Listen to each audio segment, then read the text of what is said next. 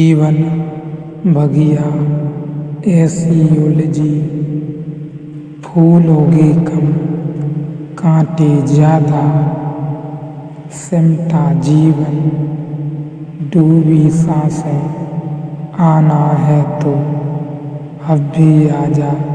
यदि आपने अभी तक अंतिम अध्याय नहीं देखा है तो कृपया करके अंतिम अध्याय देखें, उसके बाद ही इस अध्याय में प्रवेश करें। बिना पिछला अध्याय देखे इस अध्याय को समझ पाना मुश्किल है।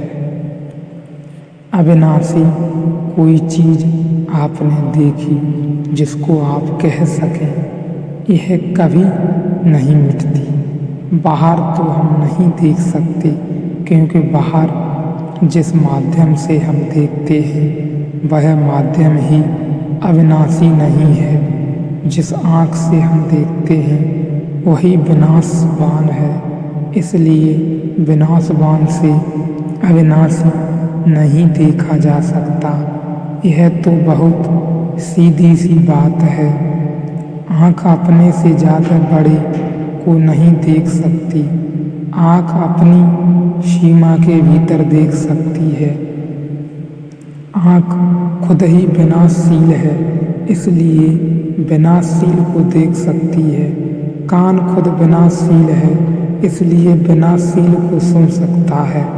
हाथ खुद विनाशशील है एवं विनाशशील को स्पर्श कर सकता है। हाथ अविनाशी को कैसे स्पर्श करेगा? अविनाशी को कैसे स्पर्श करेगा? अविनाशी को जानने के लिए अविनाशी माध्यम खोजना पड़े। विनाशशील माध्यम से अविनाशी का पता नहीं चलता। और हमारे शरीर के पास जितनी इंद्रियां हैं वे सब विनाशवान हैं। शरीर की इंद्रियां हैं, तो अगर अविनाशी की तरफ चलना हो तो ऋषि कहेगा कि अपने भीतर चलें, जहाँ इंद्रियां का उपयोग नहीं करना पड़ता। भीतर आँख के बिना भी देखने की क्षमता होती है और प्रकाश के बिना भी देखने की क्षमता होती है, और भीतर कान के बिना भी सुना जाता है, और हाथ के बिना भी स्पर्श हो जाते हैं। तो वे स्पर्श, वे दृश्य, वे अनुभूतियाँ विनाशशील इंद्रियों से नहीं होती। लेकिन क्या जो विनाशशील इंद्रियों से नहीं होता वह अनिवार्य रूप से अविनाशी होगा? क्योंकि भीतर जो दृश्य दिखाई पड़ता है वह भी अभी दिखाई पड़ता है, फिर कल दिखाई नहीं पड़ता। एक मित्र कल आए थे, कहा पहले दिन तो बहुत प्रकाश दिखाई पड़ा था, दूसरे दिन ध्यान में नहीं दिखाई पड़ रहा, तो निश्चित ही वह प्रकाश अविनाशी तो नहीं हो सकता। जो दिखा और नहीं दिखा, खो गया था और अब नहीं है, वह भी एक रूप ही रहा, वह भी एक आकार ही रहा। उनको मैंने कहा कि प्रकाश दिखे तो न दिखे तो दोनों स्थितियों में एक चीज शाश्वत है। देखने वाला प्रकाश दिखा तो देखने वाले ने कहा प्रकाश दिखता है, प्रकाश नहीं तो देखने वाले ने कहा प्रकाश नहीं दिखता। जब दिखा तो देखा, जब न दिखा तो न दिखा, देखने वाले ने दोनों स्थितियों में। बाकी एक दोनों में स्थिर है, तो भीतर के अनुभव भी अनिवार्य नहीं कि अविनाशी हों, क्योंकि वे भी आज हैं और कल नहीं होते। लेकिन एक तत्व भीतर सदा होता है, वह जो ज्ञाता है, वह जो दृष्टा है, वह जो देखता है, वह सदा होता है। वही एक हमारे भीतर अविनाशी स्वर है। उसे हम पहचान लें तो हम जगत में भी अविनाशी स्वर को पहचानने लगेंगे।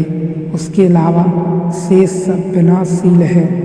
मैं बच्चा था, बचपन नहीं रहा, लेकिन जिसने बचपन देखा था वह अभी भी मेरे भीतर है। जवान हूँ, जवानी न रही, लेकिन जिसने जवानी देखी थी वह अब भी मेरे भीतर है। बूढ़ा हूँ, बुढ़ापा भी चला गया, लेकिन जिसने बुढ़ापा देखा था वह भी मेरे भीतर है। बचपन, जवानी, बुढ़ापा, जिसने तीनों देखी वही मेरे भीतर शाश्वत स्वर मालूम पड़ता है। बाकी तो सब आया और गया, सुख देखे, दुख देखे, सम्मान, असम्मान देखे, लेकिन सिर्फ देखने वाला भर बना रहता है, शेष सब बिखरता चला जाता है।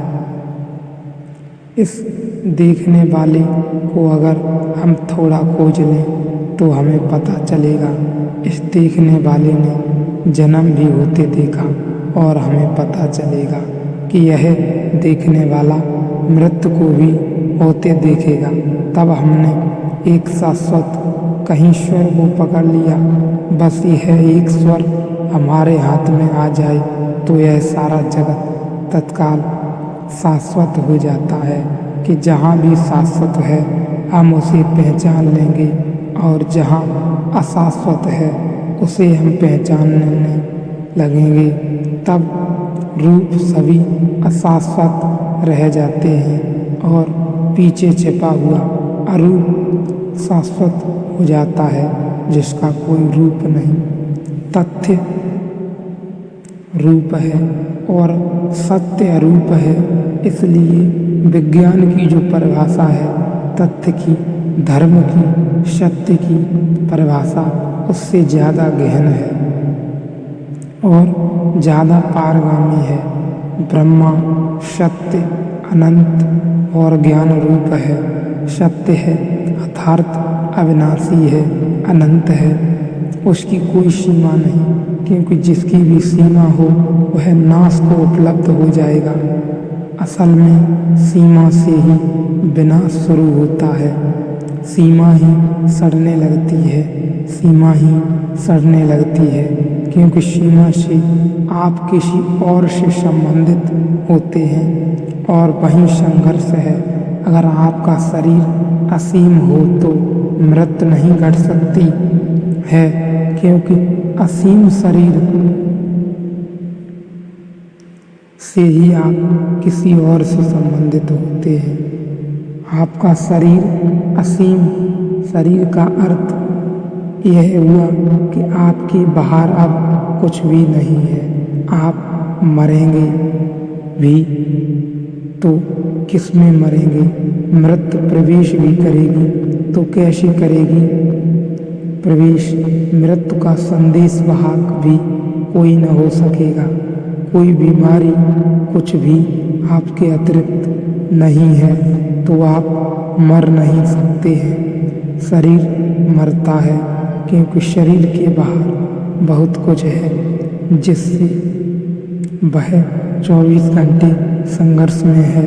वैज्ञानिक कहते हैं आदमी का शरीर सैकड़ों साल तक जी सकता है, लेकिन घिस जाता है संघर्ष में। जैसे लोहे पर जंग खाती रहती है, जैसे हवा के झोंके आकर वृक्ष को कमजोर करते रहते हैं, जैसे धूप चारों तरफ से संघर्ष है, वैसे भी आपके शरीर पर भी संघर्ष है। घिस पिस जाते हैं, 70 साल में जरा जीर्ण हो जाते हैं, मौत करीब आ गई। उसका मतलब केवल इतना है, आपकी सीमा पर पड़ने वाले आघातों ने आपको जरा जीर्ण कर दिया और इससे ज़्यादा कोई मतलब नहीं है।